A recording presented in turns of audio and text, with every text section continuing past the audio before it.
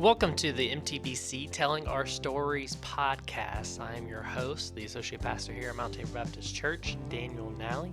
And this podcast is us here at MTBC at Mount Tabor sharing our stories. I hope you enjoy your time as you listen to the testimonies and the stories of people of our church. And I hope you share these stories with friends, people that are hurting, people that need encouragement. So let's give a listen to our story for the day.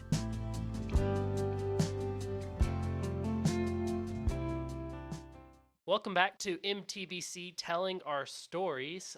Today we are joined by Miss Cyndi Patterson. She is the wife of our chairman of deacons, Mr. Donnie Patterson.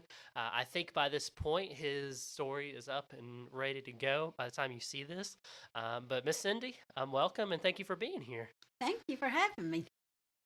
I just want to say, first of all, today's Veterans Day, and I want to thank all the veterans for their service, for serving our country and protecting us for our freedom. And we just love you all so much and thank you for that. Yeah, it's a big day. I mean, really and truly, you think about it, we wouldn't even be able to be here doing this right now, talking about Jesus and talking about our stories if it wasn't for men and women that sacrifice time, life, energy away from their own families. Yeah, that's true. Yeah, we always need to remember them on these days and really every day. Especially, think about the holiday season coming up. It's tough for veterans and their families. Well, we'll go ahead and get started, but before we talk about a story of what Jesus has done, share a little bit about yourself. Do you have any hobbies, interesting facts, things that you enjoy, just so the people can get to know you a little bit better? Well, I'm a family girl. I love my family. First of all, Jesus above everybody, but I have a precious little mom who's 90 years old that I just absolutely adore, and a sister, the most wonderful husband that I could ever have prayed to have. Donnie has just been a blessing in my life. We have a beautiful granddaughter. I have two nieces, a great niece and a great nephew. My whole family, even down to my brother-in-laws and my nephew-in-laws. I love them all. They're all precious, and they're just very special to me. And we just enjoy our family get-togethers, and that's my hobbies are coloring. I love to color. That's one of my big hobbies. I paint and color. That's awesome. And see, I didn't even know that. I didn't know you painted. Mm-hmm. Yeah, that's awesome. I do. I've enjoyed it for many years. Mm-hmm. I know you have a soft spot for the Lord's or God's animals and creatures on this earth. You have a few pets. I have four dogs and two cats now, and they are a blessing. Every one of them are just so special. We just got a new puppy, as a matter of fact, that's 4 months old, and okay. He's our sweetheart. Yeah, a little wide open at y'all's house now with the puppy. Wide open. Goodness. Yes. Awesome. Well, would you mind go ahead and telling your experience of meeting Jesus and how he changed your life? Well, the first time I met Jesus, Mother took me to church. The very first place I ever went in my life was to church. And so I've been in church my whole entire life. And I got saved as a little girl. I was probably 7 or 8 years old. And I remember very distinctly the day that our preacher did the altar call. And I said, Mom, can I go down? And she said, Are you sure you know? And I said, Yes, ma'am, I want to go. So I went, and I served the Lord for many years. I went to Sunday school. I have a 13-year pen. Well, I got a pen every year, but I went to 13 years with not missing Sundays in Sunday school. Wow, not a single Sunday? Wow, that's awesome. No. I know. And then as I got older, though, I kind of went to college and got out and started just living life, I guess I'd say, away from God. And I just regret that to this day. But as I got away from God and I started living more worldly and everything, I still had him in my heart the whole time. I had convictions that he was right there and I needed to be at church every Sunday, but yet I'd always go out and have a good time on Saturday night and not go to church on Sunday, and that was not good. But anyway, every time I would go to church, I'd have a conviction. Every time the preacher would do an altar call, my heart would just pound, and I felt like, wow, I've been saved. Why is my heart doing this? Mm. Then I'd have nightmares at night, and it was like I'd have spiritual warfare or something. It was just a scary situation. So finally, Preacher Danny was here, and he did an altar call one day, and my heart was just pounding. I said, I've got to go down again. So I went down, and I was baptized again. And from that day forward, I have served the Lord with all my heart, and I, I've always loved Jesus. He's always been special, the most special part in my life. Yeah. I think you said something very, I don't know, key. I just want to point out that even in the time when you were not really living for the Lord, that you still felt that in your heart, that you still felt God, nudging and tugging at you, trying to I get you did. back.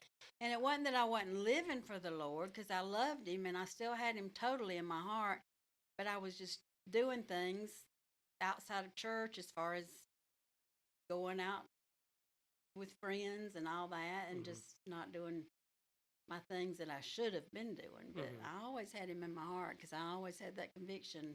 Yeah. Yeah. Saying, you need to be back in church, Cindy. So Yeah. I think that's an encouragement for a lot of people that, God doesn't just throw us to the side, no, He doesn't. It's not like we mess up once and then He's done, He's always That's faithful, right. always. So that's an encouraging thing. I know. And pretty cool to kind of hear a similar story to with Donnie, or with your husband, of, that he went away from the Lord for a time and for a season, but he, that's what he said. Every time he would drive by a church on the way fishing or something like that, that he would feel that in his heart too. Well, and then when Donnie and I got married, by that time I had already been in church for a good while, and Donnie was not in church at that time. And I said, honey, we got to get in church. And he said, well, you know, I can worship God out on the fishing lake. And I said, no, you cannot. Not like you're supposed to. You cannot. So we got in church, and now it's just been the biggest part of our lives. Yeah. Now you said you were in church a good bit before that point. What really brought you back to be, I don't know, 100% back in, I guess? I guess as I got older, I just went through that little teenage college time, I guess, and just kind of got away. But my heart never got away from Him. So I just, with my conviction in my heart, I just got back. I was still young whenever I got back, and I had been in church for several years before Donnie and I got married, and I went to Rock Springs and Easley. So then we moved to Anderson, and I didn't know where to go down here either. So we had to decide on a church, and God just led us here. Yeah, that's awesome. It's been a blessing to us. Yeah, Love our church family. Oh yeah, I mean it's a great church. I mean we just have people that just want to serve Jesus here, and that makes all the difference. Would you mind sharing maybe tough times or experiences that you've been through that you felt like the Lord was really with you through, or helped you through those times? I guess probably the main thing that really was affected me so hard was I always wanted to have a baby. And for some reason, that wasn't in God's plan. So I just kept questioning, why me, God? Why can I not have a baby? Well, I finally got pregnant. I was 3 months pregnant, and I had a miscarriage and never did get pregnant again. And so now I've realized God has just put all these babies in my life for me to love. My nieces and my little children at church and everybody around me, my granddaughter, everybody. He just gave me children to love, but wasn't His will for me to have one. But through it all, He was right there with me, and I knew that whatever His plan was is what I wanted for it to be. So anyway, I just adore children, and I love taking care of them, and that's just been a blessing to me. So. It always gets a little smirk on my face or a smile on my face whenever the kids come out of their Sunday school time, and for those that aren't part of the church, Donnie and Cyndi, they sit on the front right side, right in front of the door, and when kids come up, you have little Sawyer and kids like that come by, they always say hello to y'all. I have to get all my hugs from all my babies. Yep, that's right. Yeah. And I used to teach the 2 and 3-year-olds. I think that was before you ever came. I think so, yeah. Yeah. So I enjoyed that too. It was blessed. Yeah. And then I had another rough year last year. I had 2 surgeries back to back. And then right after my surgeries, I had a heart attack. Mm. So that was a tough time, but through it all, God was right there with me. And I knew I didn't get, everybody said, "Oh, I bet you were scared to death through all that, weren't you?" And I said, "No, I just felt like God had this. And I wasn't a bit anxious or Yeah. anything." And I have to say, I guess my favorite Bible verse is Philippians 4:6 about Mm. don't be anxious about anything, but pray about everything in every situation. And that's what I've always done. Even in my office, I have a thing on my wall that says just pray. Yeah. And I'll tell everybody, every time I talk to anybody that needs prayer for anything, I'll say, instead of saying, "Well, I'll pray for you," I'll say, "Well, let's pray," and I'll pray for them right then. Yeah. So that's just always been my big thing, that I totally believe in prayer. It's just God answers those prayers to this day. He Yeah. listens. Yeah. And you've seen it. I mean, you probably I give have. testimony of I sure have. God showing up in prayer and whatnot. I do want to say one thing. I may get emotional on this. I'm sorry, Miss Cyndi. It is incredibly encouraging to me, and I hope for many people, to hear you say that it's all good, that God is still good, even with all those years of praying and asking for, like you said, a little baby, and but just your perspective on that God's got others around you. That's right. I believe there's a lot of people that have dealt with similar things of loss of babies and miscarriages and things like that, and those questions start to swirl around a lot. And I so, know. And at that time, the time that I did get pregnant, there was a friend of mine who had a little 15-year-old daughter who wasn't married, and she was pregnant. And then a friend of mine who wasn't married, she was pregnant. And I was thinking, God, what's going on? Why? Here I am married and I'm not having any luck having babies, and all these other girls are having them. And then I heard of a girl who'd had a baby and put it in a garbage dumpster. mm, And I thought, and I would love this baby. I would take such good care of it. And now I'm going to get emotional too. But like I said, it wasn't God's plan. And it was planned for me to love all the other babies, everybody else's babies. yeah. So I can just love them now and send them home. That's right. That's right. That's the best part, is sending them home. That's awesome. Yeah, but you like you said. I mean, you do have. Yeah, I mean, you said at the very beginning, family is your hobby. You get spend time with your niece and your granddaughter Lily Grace, and I mean, she was here this past Sunday, She and was, so yeah. it's just She's our heart. yeah, just cool to see.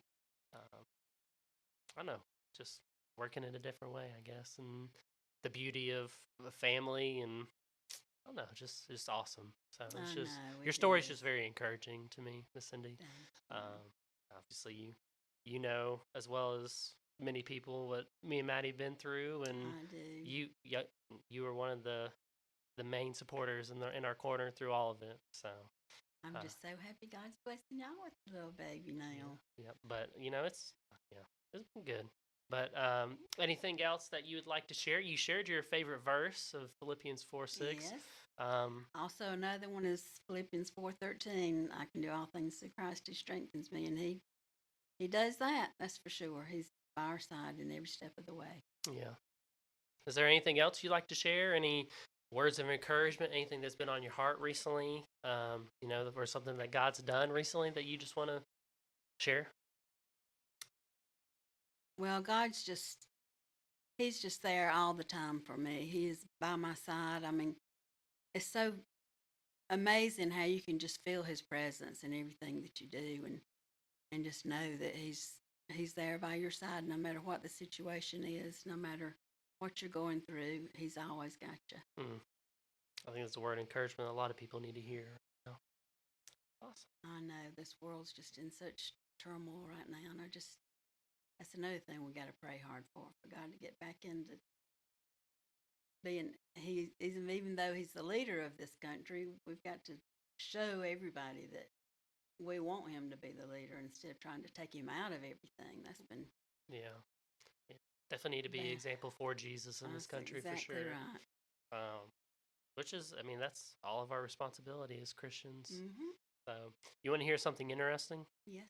Um, Donnie's verse that he shared was Philippians 4:6 also. Was it really? Mm-hmm. Yeah. I was just thinking as we had talked about doing this, I thought, I've never even asked Donnie what his favorite Bible verse is. Mm-hmm. Oh, That's what he shared, and he shared a few stories of when, he was feeling stress and things like that, and the Lord gave him that verse. So, hey, if marriage doesn't show unity, there you go, right there. I mean, the same verse I and everything. know. That's I awesome. know. Donnie's been a blessing to me. I tell you, God just put us together. That Mm, was another thing that He answered prayers for both of us when He put us together. yeah, yeah. You got to see the Lord's hand at work right there. That's right. Oh.